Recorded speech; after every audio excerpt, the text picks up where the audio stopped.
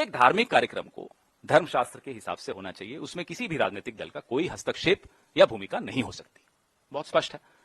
कोई जाना चाहता है, 15 को जाना चाहता है, जा रहे हैं। कोई 22 को जाना चाहता है, जाएं। लेकिन कोई राजनीतिक दल तय नहीं करेगा कि मैं किस तारीख को जाऊंगा, कब जाऊंगा, जाऊंगा या नहीं जाऊंगा। आप कौन हैं ये तय करने वाले? अच्छा, यही तो हम पूछ रहे हैं इनसे। आप इतने बड़े हो गए कि आप शंकराचार्य जी को भी, उन पर भी एक प्रश्न चिन्ह लगा रहे हैं। इतने बड़े नहीं हो सकते आप। ठीक है। लोगों हिंदू धर्म के धर्मावलंबियों को स्पष्ट पता है कि धर्मशास्त्र क्या होता है, और हमारे जो सर्वोच्च शिखर पर बैठे हैं धर्म के ज्ञानी शंकराचार्य जी, उनकी बात सबको सुनाई दे रही है। ठीक है, समझ गया।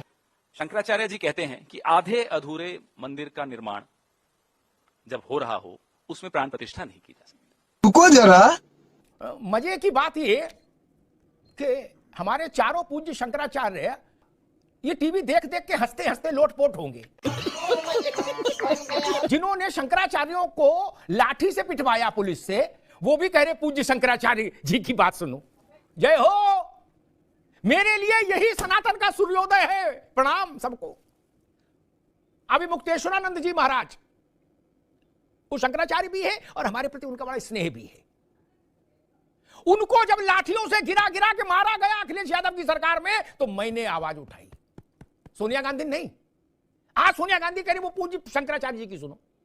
गजब ड्रामा है भाई, गजब बेइज्जती है। जिन्होंने अपने घर में कभी आरती नहीं की, वो हिंदू धर्मशास्त्र, सनातन वैदिक धर्मशास्त्र में मंदिर के प्राण प्रतिष्ठा की विधि के ज्ञाता हो गए टीवी पे। जिसे देखो वो हमको विधि बता रहा है प्राण प्रतिष्ठा की। उनसे पूछ लेंगे प्राण प्रतिष्ठा होती क्या है, नहीं मालूम, लेकिन रेलम रेल मचाए। आपको मंत्र नहीं पता, आपको विधि नहीं पता, किस धर्म ग्रंथ में विधि का विवेचन है, आपको उस धर्म ग्रंथ का नाम भी नहीं पता होगा। जयराम जी को भी नहीं पता होगा, माफ करिएगा, जिन्होंने चिट्ठी जारी की। सत्यनारायण की कथा वाली किताब में तो विधि लिखी नहीं मंदिर के प्राण प्रतिष्ठा की। आप कोई बता दे कि कहां लिखी है, रावत जी को हटाओ पीछे, तो बाकी नेताओं में तो मैं मान लूं। तो काहे को बोलते हो यार, जो काम आता नहीं उसमें जाए बोल रहे हो। ये कोई मूंगफली का ठेला लगाने जितना सरल काम है क्या? मैं आज देख रहा हूं जितने नेता हैं छोटे बड़े, सब विधि बता रहे मंदिर की। अरे आपको पता है एबीसीडी? नहीं। कितने कोण होते हैं हमारे वास्तु में, यही नहीं पता होगा। अभी बैठा के पूछ ले तो भाग जाएंगे सब। क्यों बोलते हो जो चीज आपकी समझ की नहीं है? छोड़ो उसको, जाने दो यार। बात तो सही है। 4 मान्य शंकरपीठ हमारी, उनमें 2 शंकराचार्यों के पत्र मैंने पढ़े। क्या भाजपा ने पढ़े नहीं पढ़े, भाजपा वाले जाने, मैंने पढ़े। श्रृंगेरी के पूज्य शंकराचार्य का, ये कांग्रेस के लोग ध्यान से सुन लें, ये झंडा लिए घूम रहे कल से, और शारदा पीठ के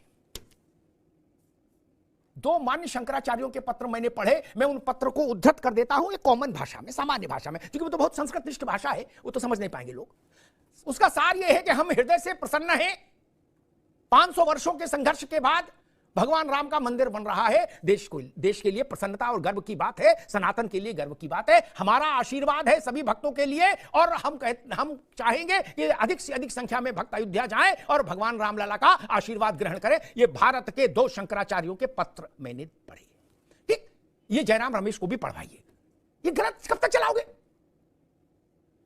ये ग्रंथ कब तक चलाओगे भैया? अच्छा, सोमनाथ में तो किसी शंकराचार्य की जरूरत नहीं थी, वहां कबड्डी का मैच था, वहां तो शंकराचार्य नहीं बुलाए। अच्छा, वहां जब कोई विवाद भी नहीं था तो वहां क्यों नहीं गए नेहरू जी? वहां क्यों नहीं गए? वहां तो वेद पुराण के हिसाब से सब कार्यक्रम हो रहा था, क्योंकि कांग्रेस तो वेद पुराण जानती है, सब उसे कंठस्थ है। वहां क्यों नहीं गए थे नेहरू जी? नेहरू जी ने चिट्ठी लिख के कहा था, आकाशवाणी को निर्देश दिया था मुन्ना खान साहब कि सोमनाथ के मंदिर के लोकार्पण की खबर रत्ती सी दिखाई जानी चाहिए, तुरंत इसका बिल्कुल इतनी सी, जरा भी ज्यादा नहीं। जवाहरलाल नेहरू के सिग्नेचर से चिट्ठी गई थी, ठीक ना? मुझे ऐसे लोगों के साथ कोई हमदर्दी नहीं जो अजमेर शरीफ की चादर पर ताली बजाए और अयोध्या में रामलला के दर्शन करने से मुंह चुराए। ऐसे लोग मुझे पसंद नहीं। हाँ। क्या बात है सर, क्या बात है सर।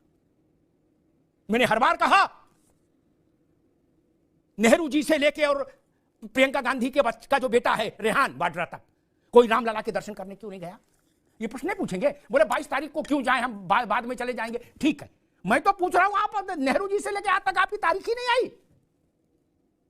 अयोध्या में रामलला के दर्शन करने की आज तक तारीख ही नहीं आई, पंडित जवाहरलाल नेहरू से लेकर रेहान वाड्रा तक। और आप राम पर क्लेम ठोक रहे हो। नहीं, राम किसके हैं ये ना भाजपा तय कर सकती है ना कांग्रेस तय कर सकती है। ये देश तय करेगा राम किसके साथ है। और जिसके साथ राम होंगे 90 दिन बाद उसी के पक्ष में जनादेश आएगा। ये बात लिख लीजिए। सारे विवाद समाप्त हो जाएंगे, सारे भ्रम मिट जाएंगे, फिर एक बार सूर्योदय होगा। जनता से बड़ा तो कोई जज नहीं ना।